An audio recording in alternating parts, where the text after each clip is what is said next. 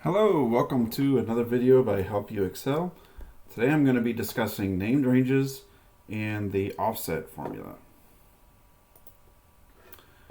Okay, so one of the ways you can use named ranges very effectively is for data validation. So let's say you've got like this little order table here and you want users to select a part number from a list, select date or state from a list.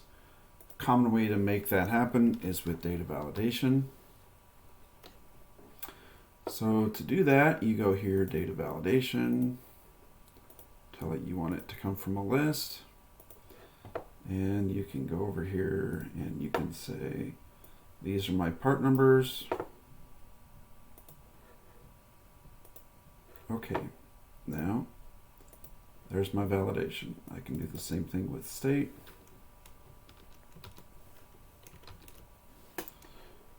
Data validation, I want it to be a list. I want it to be my states. And that works just fine. However, it's easier to accomplish that with named ranges. If we go here and we look at our data validation, that tells me nothing about where that's coming from. So not only is it easier to enter it in the first place, but imagine you build up a very complicated spreadsheet and then 6 months later or a year later you're going back looking at your spreadsheet trying to figure out what you did. You're not going to remember what A10 through A17 is later, versus if this is a meaningful named range, you'll know exactly what is happening there. So let's set up a couple named ranges here. So the easiest way, just highlight the range, go to the Formulas tab, and click Define Range, State Name. And since I've already highlighted it, that's already what I wanted. If you hadn't highlighted it to begin with, click here, highlight your range. You can also type that in there. Okay.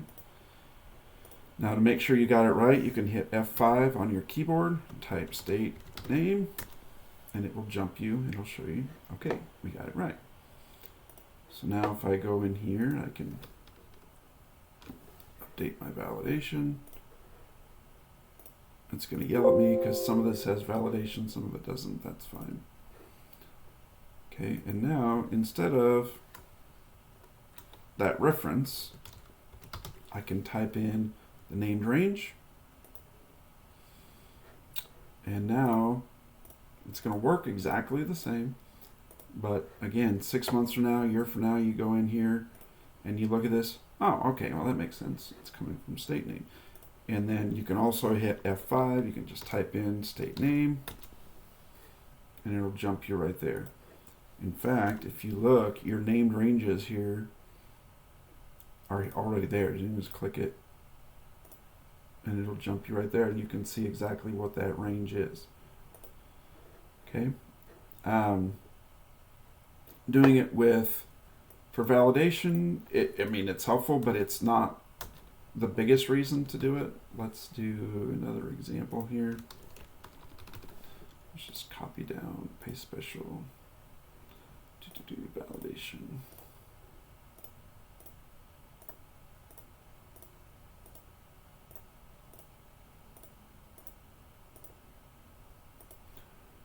Just go like that. We'll go this, we'll give this a state just for completeness. And let's say you're doing a summary table.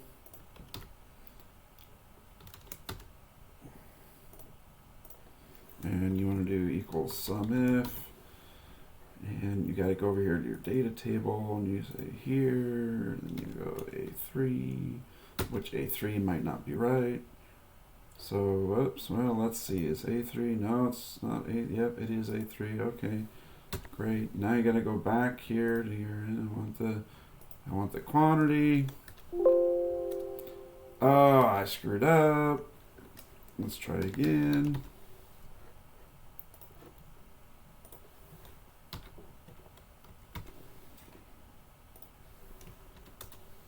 Okay, and now that works. drag it down.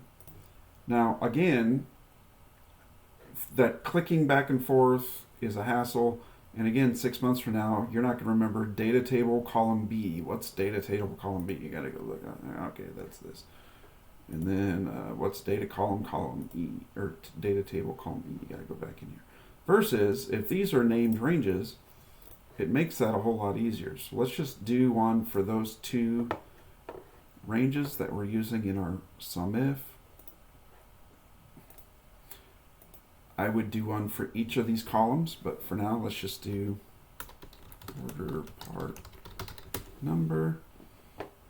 I have to call this order part number this time because we had part number on our reference tables. So you want to do distinct names. Okay, it refers to that range. You could do the whole column if you wanted to. I usually don't, and we'll get into why in a little bit later. And let's do one for quantity, order quantity.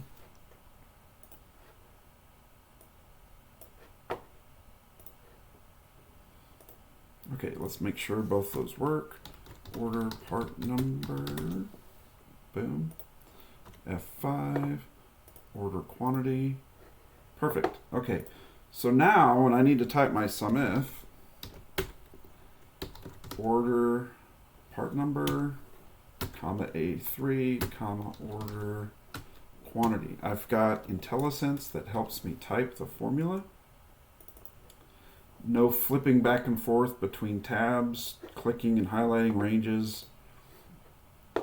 You'll notice when I had to do, where I had to flip here and then I had to go back and then hit A3, it adds the sheet name before A3 when you do that. Given that A3 is on the same sheet as the formula, that's not required. It won't hurt the formula any, it just makes it longer, a little bit harder to read, versus if you can just say A3. Okay, so again, so much easier to type that formula. Order part number, IntelliSense starts to fill it in for me, hit tab to accept, A3, comma, order quantity. So much easier to type that formula. Also then, again, 6 months later, I look at this, we're doing a SUMIF where the part number equals A3, we're going to add up the order quantity. If you need to make sure that those ranges work, you can just hit F5, paste it in, yeah, part number's in the right place, etc., etc. So it just makes life a lot easier. Now, one drawback you might have already spotted. In both of these examples where I'm using it for validation and where I'm using it for formulas, what happens if your named range grows? So for example, we add another state here. Now my state named range has grown. You can absolutely update your state name or your named ranges. If you have a lot of them and they change a lot, you're going to be hating life if you're doing this all the time. Okay, you may have already noticed another problem. Because I did my validations lists stacked, but what happens when you run out of space? Now you got to move this down. You hope it doesn't break any formulas. You hope it doesn't break your named range. It shouldn't, but things happen. Okay, that's why I named this tab ref bad, because I would never use a reference tab with my source for data validations being stacked like this. I would never do that.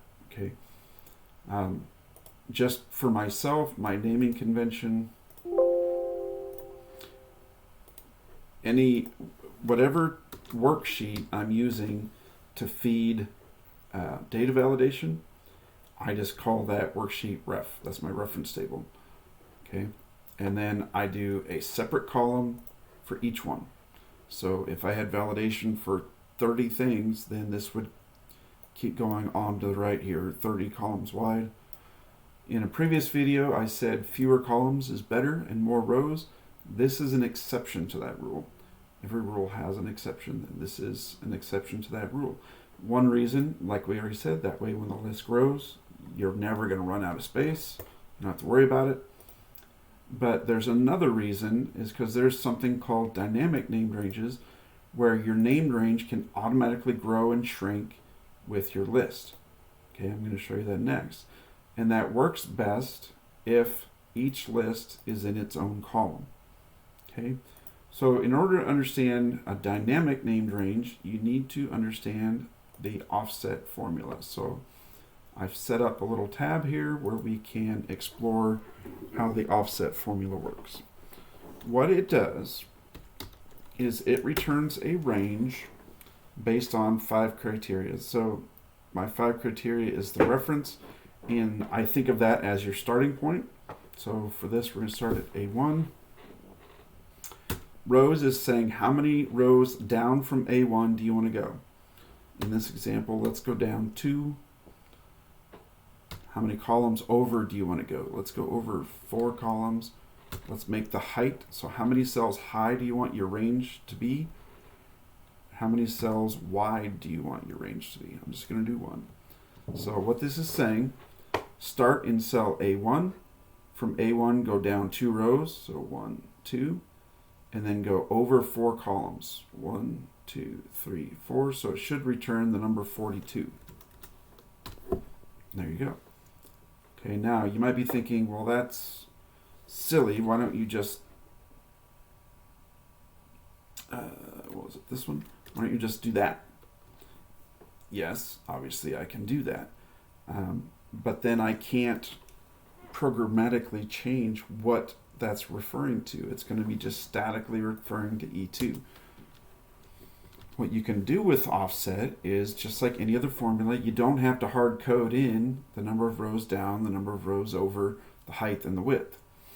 You can have those fed in from other cells. So what I've done here, same formula, we're going to start in A1, and then N1 is going to tell me how many rows down I want to go, N2 tells me how many columns over, N3 is my height, N4 is my width. So now, this is going to return a different range depending on what my values are here. So if I tell it I want to go 2 rows down, 5 columns over, okay, the value there is 52. Let's check that. So start in A1, go down 2, go across 5.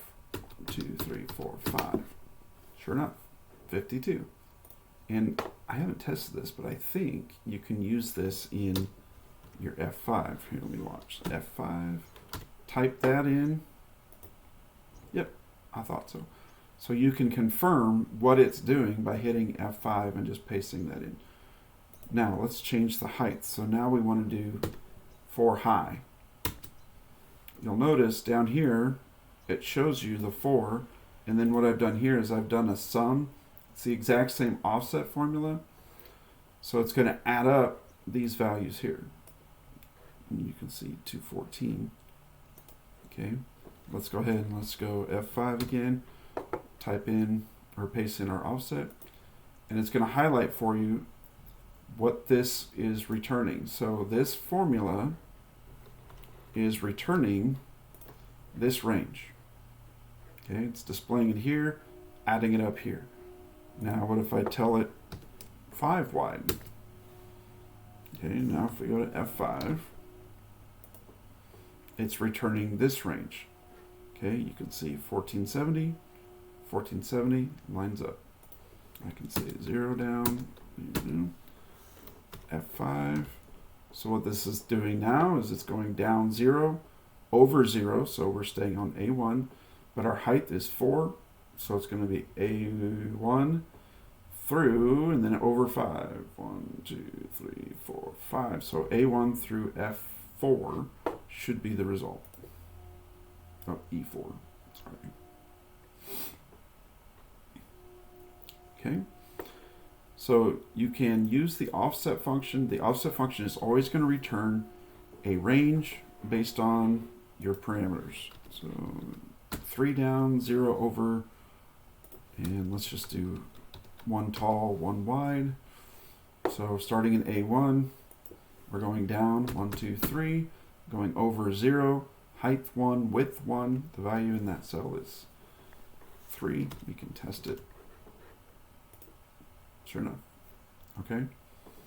Now we can use the offset function to make our named ranges dynamic. So going back to our named range, let's go to the name manager. Let us delete this one. Okay, let's make this named range dynamic now. So we're going to go here, type state name. I like camel case. I didn't capitalize my N. Fix that real quick. And instead of just referring to a range, we're going to say offset. And the offset function will return a range. We want to go down 0, across 0. We want the height to be based on how many cells have a value. Well, the count A function will tell us that. I do not want to include the header rows, so I'm going to do -1. And my width, how many cells wide, or columns wide, is just 1 column wide. So that is my named range. So again, what we're doing, we're starting in A2. We're going down 0, across 0. My height is going to be based on how many cells have values. Exclude the header row, that's the -1. And then we want it to just be 1 column wide. So let's test it. Let's see. State name. Boom. Now, unlike before,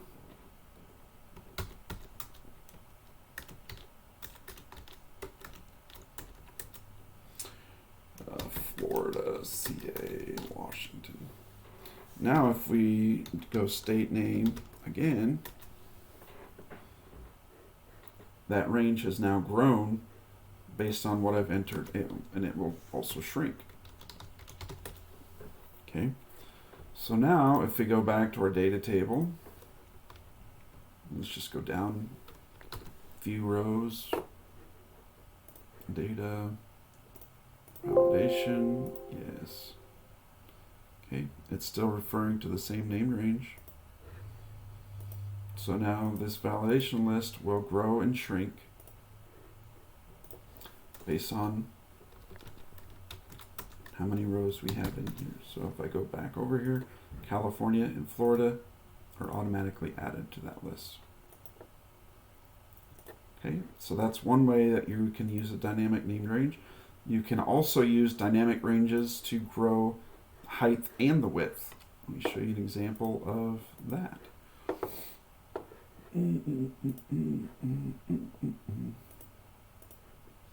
Call this the order table. Offset. Down 0 rows, across 0 columns. Height. Conveniently, because this cell has numbers in it, if I use the count instead of count A, it will automatically exclude the header rows, so that's convenient. And now we can do count A across. And this is a glitch in Excel that is somewhat new. So let's look at what we got here. We got start in A1, go down 0, go across 0. The height is going to be based on how many cells have a value in column A.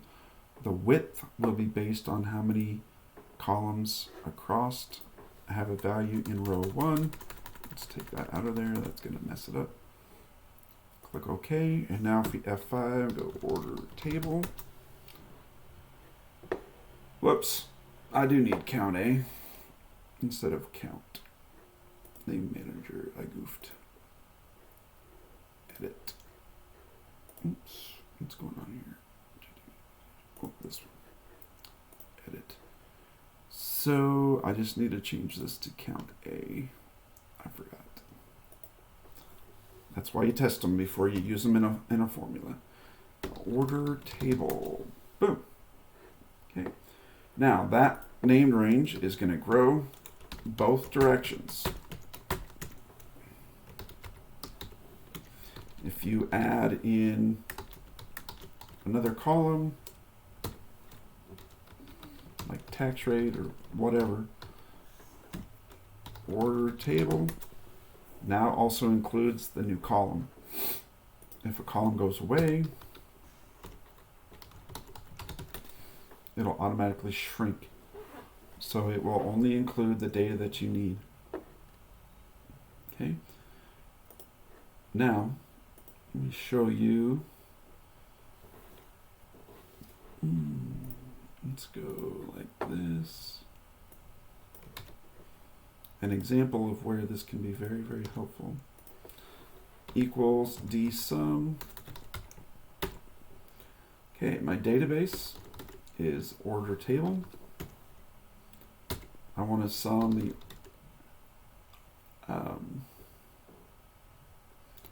field name quantity and my criteria. Okay. If you're not familiar with the dsum functions, it takes three parameters. One is a range, which is your data table. I'm using my dynamic named range here for order table. A field name, so that's why I wanted to include the header rows in this example, because my field name is quantity.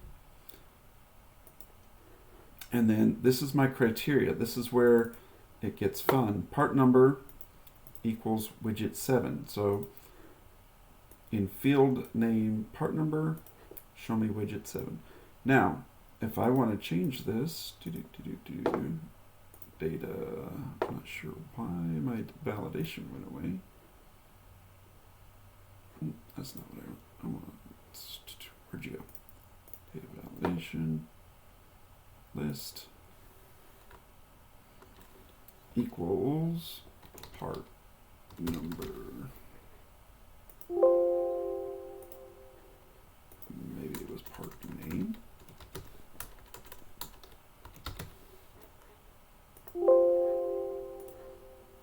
Maybe I deleted that one. Let's go here. Oh, I might have deleted that named range. I don't remember. Define name. Or maybe I never made it. Part number. Offset. Go down 0, cross 0. Count A. This. -1. 1 tall. F5. Part number. There we go. Now my drop down will work. So now, or it won't. Data validation.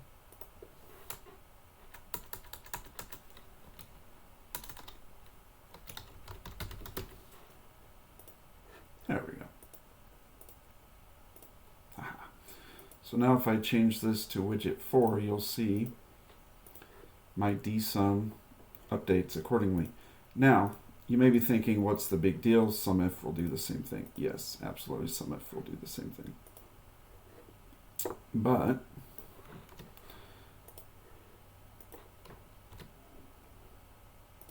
you can also do multi-criteria this way versus SUMIF cannot. Regular SUMIF cannot. So now what it's saying is SUMIF, the part number is widget 3 and the date is October 10th.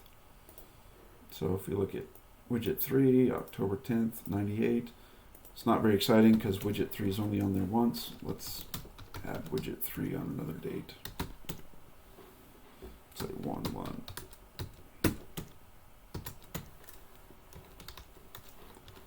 Okay, so now widget 3, we've got 2 dates. It's only 98. If we change my criteria range, oops.